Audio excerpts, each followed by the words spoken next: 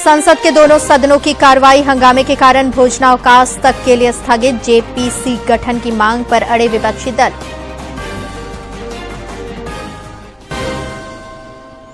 मुख्यमंत्री हेमंत सोरेन का आज एक दिवसीय जमशेदपुर दौरा। टीन प्लेट कंपनी के विस्तारित योजना के तहत तीसरे प्लांट के ब्रेकिंग सेरेमनी में होंगे शामिल। 100 करोड़ रुपए के मिड डे मील घोटाला के आरोपी संजय तिवारी ने ईडी कोर्ट में किया सरेंडर। न्यायिक हिरासत में भेजा गया जेल।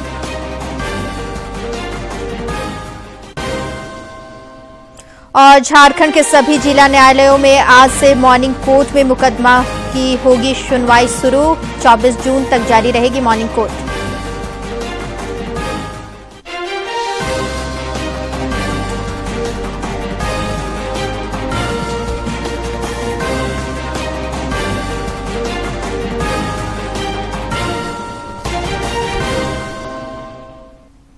नमस्कार, खबरें झारखंड में आपका स्वागत है। मैं हूं मंजूषा भारद्वाज और अब समाचार विस्तार से।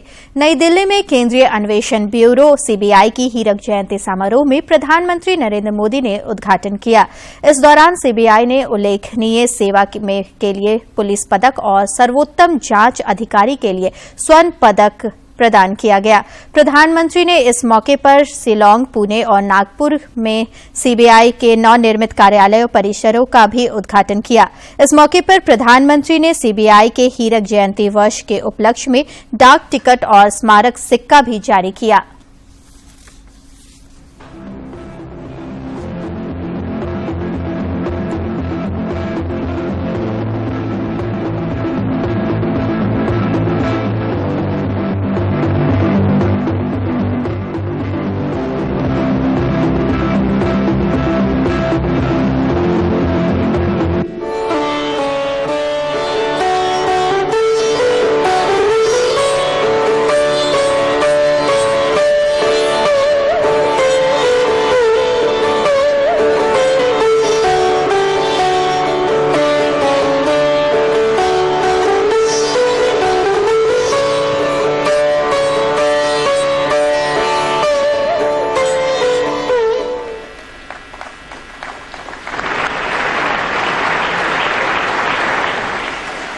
धन्यवाद माननीय। एंटी करप्शन व साइबर अपराध विषयों पर जागरूकता बढ़ाने व इससे संबंधित सूचना का प्रसार करने के लिए हीरक जयंती पर CBI social media platform Twitter पर आज डेब्यू कर रहा है। माननीय प्रधानमंत्री जी से अनुरोध है कि वे अपने समक्ष रखे रिमोट का बटन दबाकर सीबीआई का ट्विटर हैंडल लॉन्च करें।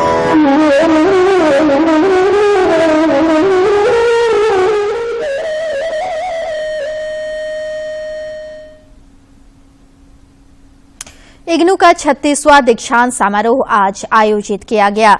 राष्ट्रपति द्रौपदी मुर्मू ने नई दिल्ली में आयोजित कार्यक्रम को संबोधित किया। इस दौरान उन्होंने कहा कि शिक्षा के क्षेत्र में महिलाओं की उन्नति देखकर उन्हें काफी खुशी हो रही है। श्रीमती मुर्मू ने कहा कि छात्रों को उच्च शिक्षा प्राप्त करने में मदद मिल रहा है। इसे लेकर देश भर में इग्नू के क्षेत्रीय परिसरों में दीक्षांत समारोह का आयोजन किया गया है। रांची स्थित इग्नू के क्षेत्रीय कार्यालय में आयोजित समारोह में 405 विद्यार्थियों को डिग्री प्रदान की गई है। विशेष प्रसन्नता हो रही है कि हमारे जेल इनमेट्स भी इग्नू से शिक्षा प्राप्त कर रहे हैं। ये शिक्षा जेल इनमेट्स के रिहैबिलिटेशन तथा कारावास से निकलने के बाद एक बेहतर जिंदगी शुरू करने में उनके लिए सहायक होगी। शिक्षा की धारा निराशा में आशा का संचार करती है तथा जीवन में आगे बढ़ने की योग्यता प्रदान करती है। उच्च शिक्षा से जुड़ी प्रत्येक व्यक्ति के लिए ये प्रसन्नता का बात है कि बड़ी संख्या में दिव्यांग विद्यार्थियों भी इग्नू से शिक्षा प्राप्त कर रहे हैं। ऐसे विद्यार्थियों को शिक्षा प्रदान करने में इग्नू जैसे संस्थान बहुत मदद कर रहे हैं। ऐसे व्यक्ति जो अभी नौकरी या स्वरोजगार में व्यस्त है, वे भी स्किल अपग्रेड करने तथा उच्च शिक्षा प्राप्त करने के लिए इग्नू से अपनी शिक्षा जारी रख रही है। ऐसे अर्नर और लर्नर डिस्टेंस एजुकेशन के माध्यम से शिक्षा प्राप्त करके अंडर एम्प्लॉयमेंट से बाहर आ सकते हैं और प्रगति के नए स्तर प्राप्त कर सकते हैं। इस प्रकार डिस्टेंस एजुकेशन की व्यापक सामाजिक आर्थिक उपयोगिता है। ऐसे विद्यार्थियों को डिस्टेंस एजुकेशन के माध्यम से उच्च शिक्षा प्रदान करके इग्नू एक बहुत उपयोगी सेवा कर रही है। 4 दिनों की लंबी छुट्टी के बाद आज संसद के दोनों सदनों की कार्रवाई एक बार फिर शुरू हुई, लेकिन विपक्ष के हंगामे के कारण दोनों सदनों में गतिरोध बरकरार रहा। लोकसभा में लोकसभा अध्यक्ष ओम बिरला ने सदस्यों से कई बार सहयोग करने की अपील की, लेकिन वे नहीं माने। यही हालात राज्यसभा में भी देखने को मिला। राज्यसभा के सभापति जगदीप धनखड़ ने सदन चलाने की कोशिश की, लेकिन हंगामे पर उतारू विपक्षी सदस्यों पर इसका कोई असर नहीं हुआ। हंगामे के चलते दोनों सदनों की कार्रवाई भोजनावकाश तक के लिए स्थगित करनी पड़ी। दरअसल विपक्षी सदस्य अडानी मुद्दे की जांच के लिए जेपीसी गठन की मांग कर रहे थे। मुख्यमंत्री हेमंत सोरेन आज जमशेदपुर में 3 प्लेट कंपनी के विस्तारित योजना के तहत तीसरे प्लांट के ब्रेकिंग सेरेमनी में शामिल होंगे। इस प्रोजेक्ट पर लगभग 1500 करोड़ रुपए का निवेश किया जा रहा है। इस मौके पर स्वास्थ्य मंत्री बन्ना गुप्ता भी मौजूद रहेंगे। मुख्यमंत्री के दौरे को देखते हुए सुरक्षा के पुख्ता इंतजाम किए गए हैं। G20 रोजगार कार्यकारी समूह की दूसरी बैठक आज से असम के गुवाहाटी में चल रही है। इससे राष्ट्र 7 अतिथि देश और 5 अंतर्राष्ट्रीय संगठनों के 72 से अधिक प्रतिनिधि भाग लेंगे। बैठक के पहले दिन आज शैक्षिक कार्य समूह, डिजिटल अर्थव्यवस्था कार्यकारी समूह, फाइनेंस ट्रैक, G20 उद्यमिता अनुसंधान केंद्र और L20 तथा B20 समूह जैसे विभिन्न प्राथमिकता वाले क्षेत्रों पर सत्र आयोजित होंगे। बैठक के दौरान आम सहमति पर पहुंचने के लिए मंत्री स्तरीय विज्ञप्ति और परिणाम दस्तावेजों पर चर्चा होगी। बैठक में असम की सांस्कृतिक विरासत को प्रदर्शित करने वाले कार्यक्रम भी आयोजित किए जाएंगे। भारतीय जनता पार्टी राज्य भर में सामाजिक समरसता और न्याय सप्ताह 5 से 16 अप्रैल तक मनाएगी। भाजपा प्रदेश कार्यालय में हुई बैठक में इसकी रूपरेखा तय की गई। बैठक की अध्यक्षता करते हुए प्रदेश अध्यक्ष दीपक प्रकाश ने कहा कि भाजपा लगातार विभिन्न कार्यक्रम के माध्यम से समाज के विभिन्न वर्गों के बीच जाकर समरसता बढ़ाने का कार्य करती रही है। उन्होंने बताया कि पार्टी सबका साथ, सबका विकास, सबका प्रयास और सबका विश्वास मंत्र को साकार करने में जुटी है। झारखंड प्रदेश युवा कांग्रेस आज रांची में शांतिपूर्ण मशाल जुलूस निकालकर उलगुलान शुरू करेगी। युवा कांग्रेस के प्रदेश अध्यक्ष अभिजीत राज ने बताया कि 4 अप्रैल को प्रदेश के हर जिला मुख्यालय पर 2 महापुरुषों की प्रतिमाओं के बीच सत्याग्रह मार्च निकाला जाएगा। देश का लोकतंत्र इसलिए खतरे में है क्योंकि देश का जो आर्थिक ढांचा है, जिस पर आम आवाम को रोजगार मिलता है, उन तमाम चीजों को अपने व्यापारिक मित्र अडानी को बेच रहे हैं। इसके खिलाफ हम लोग ये बात कर रहे हैं, ना कि राहुल जी के सदस्यता जाने को लेकर सिर्फ बात कर रहे हैं। और करीब 100 करोड़ रुपए के मध्याह्न भोजन घोटाले से जुड़े मनी लॉन्ड्रिंग मामले में फरार आरोपी संजय कुमार तिवारी ने ईडी की विशेष अदालत में आत्मसमर्पण कर दिया। इसके बाद ईडी ने उसे न्यायिक हिरासत में भेज दिया है। संजय कुमार तिवारी को सुप्रीम कोर्ट के आदेश पर कोर्ट में 25 मार्च को सरेंडर करना था, लेकिन उसने आत्मसमर्पण से बचने के लिए कोविड-19 की गलत जानकारी ईडी कोर्ट को दी। इसके बाद वह फरार हो गया था। एनटीपीसी ने वित्तीय वर्ष 2022-23 में 23 मिलियन टन कोयले का उत्पादन किया है। 2021-22 में करीब 14 मिलियन टन कोयले का उत्पादन हुआ था। इस हिसाब से करीब 65% वृद्धि दर्ज की गई है। एनटीपीसी की 4 कोयला खदानें हैं, जिनमें पकरी बरवाडीह और चट्टी बरियातू 2 खदानें झारखंड में हैं, जबकि ओडिशा और छत्तीसगढ़ में 1-1 खदानें हैं।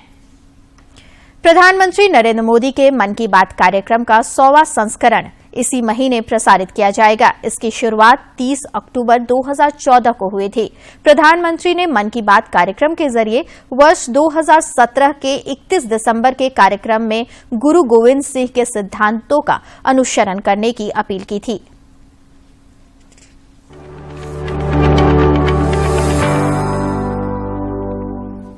गुरु गोविंद सिंह जी का साहस और त्याग से भरा असाधारण जीवन हम सभी के लिए प्रेरणा का स्रोत है। गुरु गोविंद सिंह जी ने महान जीवन मूल्यों का उपदेश दिया और उन्हीं मूल्यों के आधार पर उन्होंने अपना जीवन जिया भी। एक गुरु, कवि, दार्शनिक, महान योद्धा गुरु गोविंद सिंह जी ने इन सभी भूमिकाओं में लोगों को प्रेरित करने का काम किया। उन्होंने उत्पीड़न और अन्याय के विरुद्ध लड़ाई लड़ी, लोगों को जाति और धर्म के बंधनों को तोड़ने की शिक्षा दी।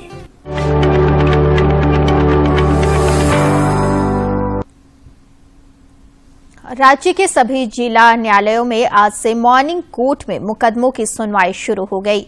मॉर्निंग कोर्ट में सुनवाई 24 जून तक जारी रहेगी। मॉर्निंग कोर्ट में सुनवाई के लिए सवेरे 7:30 बजे से दोपहर 12:30 बजे तक समय निर्धारित किया गया है। राज्य के धनबाद, रामगढ़ और बोकारो जिला के फुसरो में सीवरेज ट्रीटमेंट प्लांट बनेगा। नगर विकास विभाग द्वारा नमामि गंगे परियोजना के तहत इन तीनों नगर निकायों में सीवरेज ट्रीटमेंट प्लांट को public private partnership PPP mode में बनाया जाएगा। दामोदर नदी को प्रदूषण मुक्त करने के लिए यह पहल की जा रही है। इसके तहत इन तीनों नगर निकायों में दामोदर नदी में मिलने वाले सभी नालों और जल स्रोतों के पानी को स्वच्छ किया जाएगा। राज्य में मौसम का उतार चढ़ाव जारी है। राज्य के विभिन्न इलाकों में वर्षापात से गर्मी के मौसम में पारे पर कुछ लगाम लगा है। राजधानी रांची और आसपास के क्षेत्रों में आज सवेरे से आसमान साफ है। मौसम विज्ञान केंद्र रांची के अनुसार 4 अप्रैल तक आसमान मुख्यतः साफ रहने और मौसम के शुष्क बने रहने के आसार हैं। इसके बाद 5 और 6 अप्रैल को राज्य के कुछ क्षेत्रों में हल्की बारिश की संभावना है।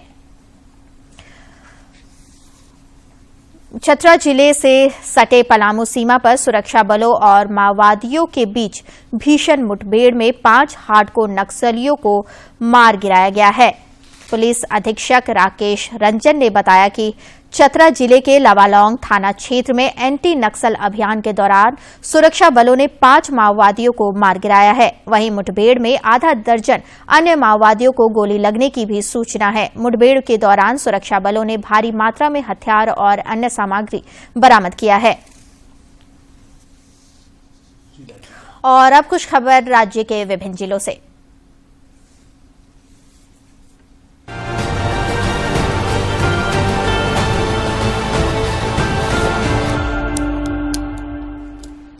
भारतीय जनता पार्टी राज्य भर में सामाजिक समरसता और न्याय सप्ताह 5 से 16 अप्रैल तक मनाएगी। भाजपा प्रदेश कार्यालय में हुई बैठक में इसकी रूपरेखा तय की गई। बैठक की अध्यक्षता करते हुए प्रदेश अध्यक्ष दीपक प्रकाश ने कहा कि भाजपा लगातार विभिन्न कार्यक्रम के माध्यम से समाज के विभिन्न वर्गों के बीच जाकर समरसता बढ़ाने का कार्य करती रही है।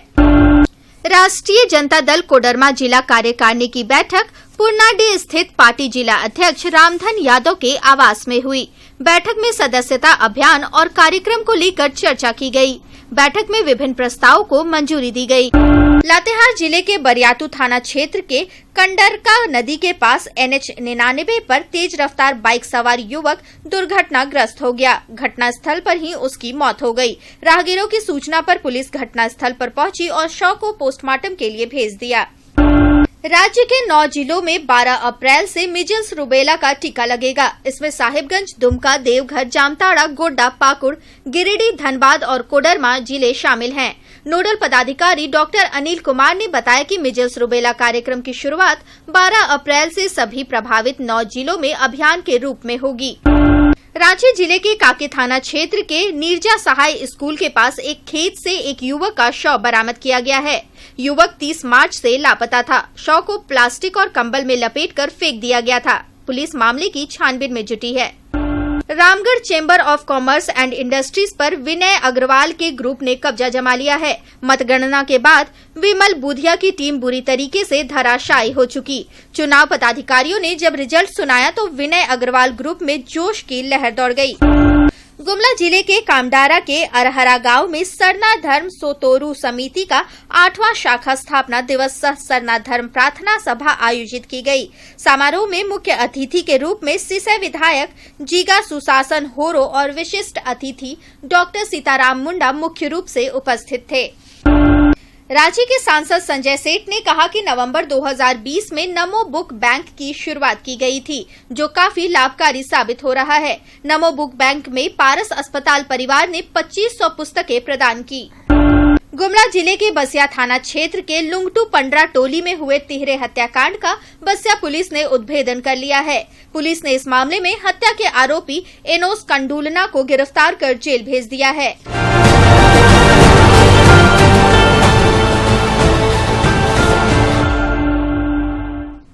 राज्य के अनुसूचित क्षेत्रों में परंपरागत मानकी मुंडा ग्राम प्रधान मांझी और पाहन की अध्यक्षता वाली ग्राम सभा अब आदिवासी संस्कृति और कला केंद्रों के विकास के लिए 25 लाख रुपए तक खर्च कर सकेगी। राज्य सरकार द्वारा इन्हें यह वित्तीय अधिकार प्रदान किया गया है। इस राशि का इस्तेमाल मांझी, मानकी मुंडा, धुमकुड़िया, परगना, परहा आदि के भवन निर्माण पर भी होगा।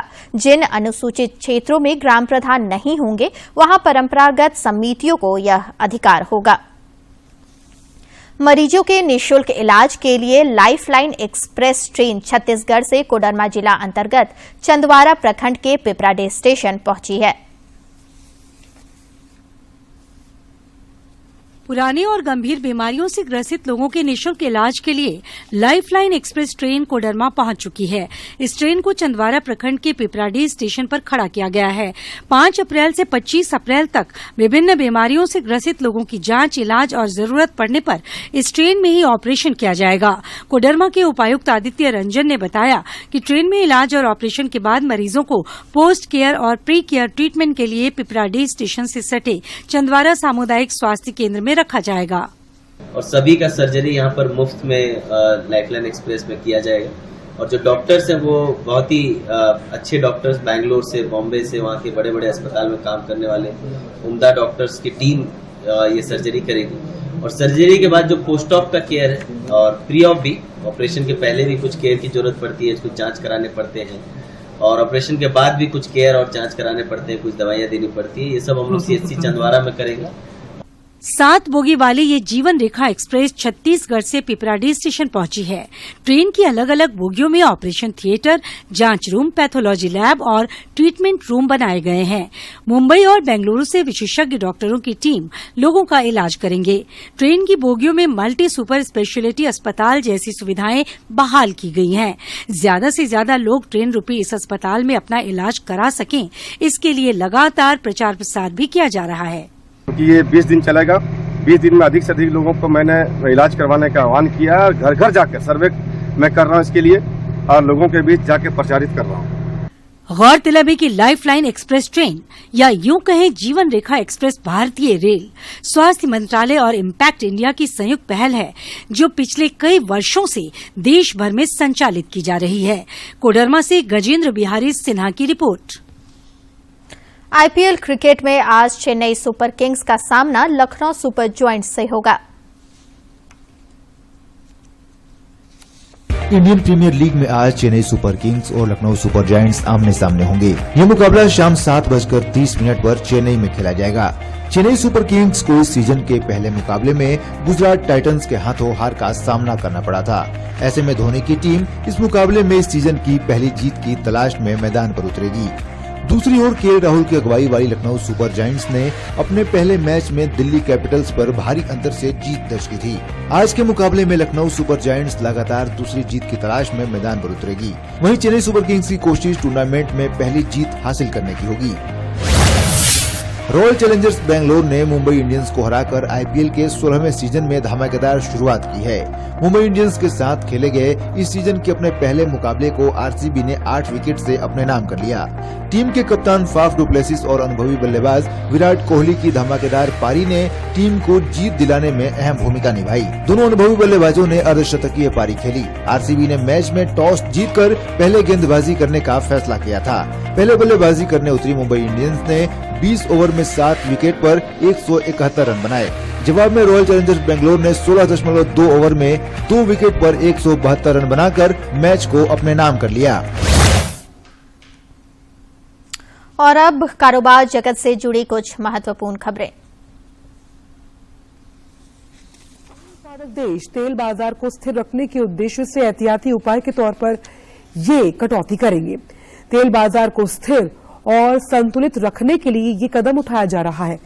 इराकी तेल मंत्रालय ने भी 1 मई से प्रतिदिन 2,11,000 बैरल उत्पादन कटौती की घोषणा की।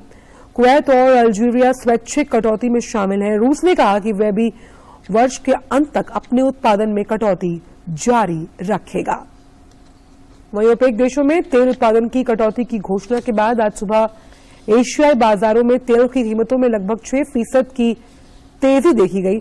वेस्ट टेक्सास इंटरमीडिएट अनुबंध करीबन 5.5% बढ़कर $80 प्रति बैरल हो गया और ब्रेंट क्रूड की कीमत भी 5% बढ़कर $84 प्रति बैरल के आसपास। आईआईटी मद्रास ने एक ऐसा डिवाइस तैयार किया है जिससे घर बैठे दूध में मिलावट की जांच कर सकेंगे। स्वस्थ जीवन जीने के लिए दूध का सेवन काफी महत्वपूर्ण माना जाता है, लेकिन दूध में मिलावट की समस्या दुनिया भर में आम है। आईआईटी मद्रास के शोधकर्ताओं ने एक ऐसा डिवाइस तैयार किया है जो महज 30 सेकंड के भीतर दूध में मिलावट का पता लगाने में सक्षम है। इस 3 dimensional paper based portable device की मदद से घर में ही दूध और अन्य पेय पदार्थों में मिलावट की जांच की जा सकती है। ये डिवाइस यूरिया, डिटर्जेंट, साबुन, starch, hydrogen peroxide, sodium hydrogen carbonate और नमक समेत कई सामान्य रूप से इस्तेमाल किए जाने वाले मिलावटी पदार्थों का आसानी से पता लगा सकता है। It is a device made up of paper. It is a multiple layers, so we can add milk here, and it will go inside into different spots, and it will change color depending on what adulterants it is. And the novelty of this device is at the same time you can identify all different sorts of adulterants. दूध की शुद्धता का पता लगाने के लिए पारंपरिक तौर पर उपयोग किए जाने वाले लैब आधारित तरीके काफी खर्चीले होते हैं और इनमें काफी वक्त भी लगता है। आईआईटी मद्रास के शोधकर्ताओं द्वारा विकसित की गई नई तकनीक काफी सस्ती है और किसी भी पेय पदार्थ में मिलावट की जांच के लिए केवल 1 मिलीलीटर सैंपल की आवश्यकता होती है। For the time being we can detect 7 adulterants, but this design is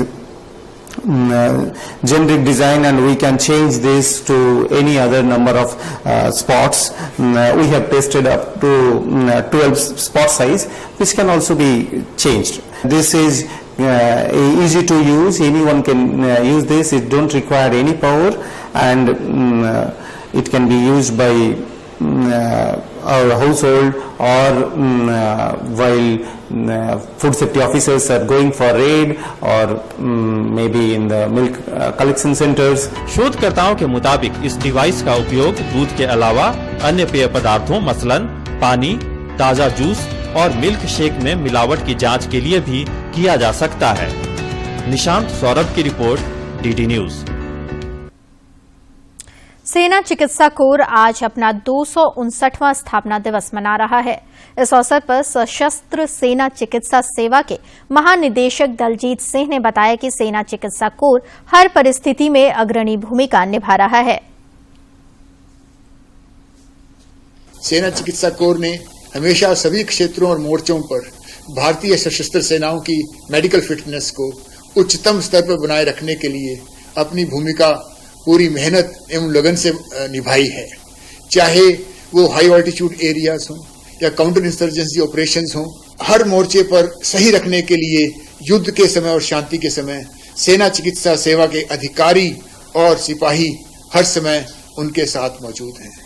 हम हमेशा आगे रहे हैं और जहां भी किसी भी तरह की प्राकृतिक आपदा आई है, सेना चिकित्सा कोर के अधिकारियों और सिपाहियों ने वहां जाकर अपनी भूमिका बड़े सराहनापूर्वक ढंग से निभाई है। जामताड़ा जिले के किसान सरकारी मदद, प्रशिक्षण और कड़ी मेहनत के बल पर आम बागवानी, विभिन्न फसलों तथा सब्जियों की खेती कर स्वावलंबी बनने के लिए अग्रसर हो रहे हैं।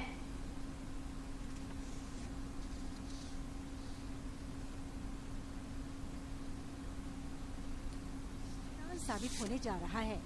आम बागवानी योजना के तहत किसानों के द्वारा 5 से 6 वर्ष पूर्व लगाए गए आम के पौधे अब पेड़ का आकार ले रहे हैं। आम के इन पेड़ों में लगे टिकोले किसानों को हर्षित कर रहे हैं। इस वर्ष किसानों को आम की फसल से अच्छी आमदनी प्राप्त होने की उम्मीद है। नाला प्रखंड नीचे पाड़ा गांव के प्रगतिशील किसान बमनाथ मंडल भी सरकार की विभिन्न योजनाओं का लाभ लेकर खेती-बाड़ी से सालाना 2 से 2.5 लाख रुपए तक की आमदनी कर रहे हैं। और ये भी लगाने का प्रयास है मेरा, तरबूज ये करेंगे, लगाने का प्रयास है। तब मेरा साल में करीब 2 से 3 लाख का आमदनी भी हो जाता है।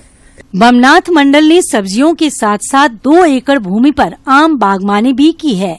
विभिन्न उच्च क्वालिटी के आम के पेड़ अब उनके लिए आमदनी का बड़ा जरिया बनने वाले हैं। मेरा 2 एकड़ में आम का बागवानी है, 2 गो बागवानी है। यहाँ 1 एकड़ का है, मेरा घर का पास में 1 एकड़ है। बमनाथ मंडल को तो खेती बाड़ी से फायदा हो ही रहा है।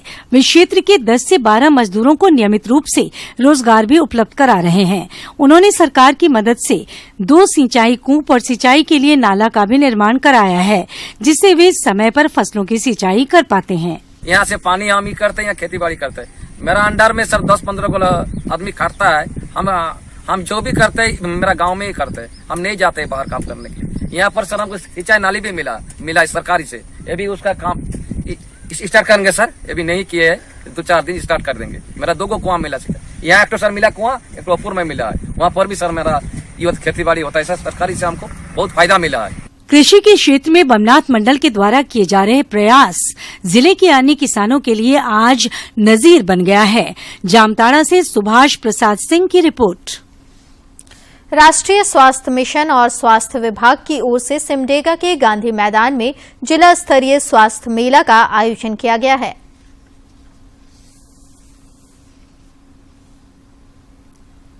सिमडेगा के गांधी मैदान में आयोजित जिला स्तरीय स्वास्थ्य मेला में मरीजों की निःशुल्क स्वास्थ्य जांच कर उन्हें दवाएं दी गईं। यहां नेत्र रोगों की जांच और आयुष चिकित्सा के साथ ही लोगों को कुष्ठ नियंत्रण, राष्ट्रीय मानसिक स्वास्थ्य कार्यक्रम और राष्ट्रीय टीबी उन्मूलन जैसे कार्यक्रमों की भी जानकारी दी गई। जिला यक्ष्मा पदाधिकारी डॉक्टर पद्म प्रकाश शाह ने कहा कि सिंगल विंडो सिस्टम के तहत हुए इस आयोजन में एक ही स्थान पर हर तरह की बीमारियों की जांच और इलाज की सुविधा दी गई। हम लोगों की जो स्वास्थ्य सेवा है वो सिमडेगा के अंतिम व्यक्ति तक पहुंचे, इसी उद्देश्य को पूरा करने के लिए स्वास्थ्य मेला का लगाया गया है। और ये समझिए कि एक सिंगल विंडो सिस्टम है। आप हॉस्पिटल में जाते हैं तो अलग अलग जगह पे जाकर के आपको अलग अलग जांच कराना होता है, लेकिन यहाँ पे स्वास्थ्य मेला के आयोजन के द्वारा हम लोग टीबी का भी अपना ये यहाँ पे जो स्क्रीनिंग कर ले रहे हैं, उनका स्पूटम कलेक्शन भी कर रहे हैं और जो उसमें पॉजिटिव आएंगे उनका हम लोग उपचार भी करेंगे। जिला स्तरीय स्वास्थ्य मेला में बीमारियों के इलाज के साथ लोगों को आयुष्मान कार्ड बनवाने की भी सुविधा उपलब्ध कराई गई थी, जिसका लोगों ने लाभ उठाया। इलाज कराने पहुंचे लाभार्थियों ने ऐसे आयोजनों की सराहना की। मेरा शुगर बीपी का जांच और आंख संबंधी हम जांच कराए और कुछ आयुर्वेदिक और होम्योपैथिक से हम गैस संबंधी भी दवा प्राप्त किए। हर चीज का जांच हो रहा है, हर जांच के लिए आयोजन किया गया है, तो बहुत अच्छा लगा। राष्ट्रीय स्वास्थ्य मिशन और स्वास्थ्य विभाग की ओर से सिमडेगा के गांधी मैदान में आयोजित जिला स्तरीय स्वास्थ्य मेला में लोगों को पोषण और एड्स नियंत्रण के लिए भी परामर्श दिए गए, ताकि सुखी और स्वस्थ समाज का निर्माण हो सके। सिमडेगा से मनोज कुमार सिन्हा, मनु की रिपोर्ट। और अंत में मुख्य समाचार एक बार फिर।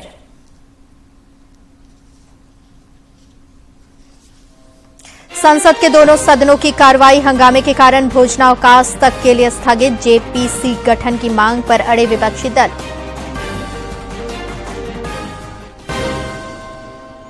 मुख्यमंत्री हेमंत सोरेन का आज 1 दिवसीय जमशेदपुर दौरा। 3 प्लेट कंपनी के विस्तारित योजना के तहत तीसरे प्लांट के ब्रेकिंग सेरेमनी में होंगे शामिल। 100 करोड़ रुपए के मिड डे मील घोटाला के आरोपी संजय तिवारी ने ईडी कोर्ट में किया सरेंडर। न्यायिक हिरासत में भेजा गया जेल।